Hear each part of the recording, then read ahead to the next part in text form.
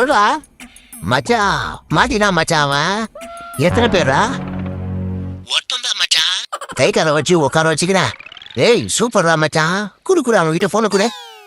குடுத்துட்டா நீ பேசு மச்சான் அடேய் கை காலெல்லாம் நீட்டமா நல்லா தானே இருக்கு உழைச்சி சம்பாதிக்க வேண்டியது தானே அதை விட்டுட்டு உழைக்கிற ரத்தத்தை உறுதியே அசிங்கமா இல்லை உனக்கு நல்லா கேளு மச்சான் அப்போ அது சூடு சொன்ன வரதான்னு பார்க்கலாம் இவனுக்கு தொல்லை தாங்க முடியல இவனுங்க திறந்த மாட்டானுங்க மச்சான் ரத்த வெறுப்புச்சவனுங்க மச்சான்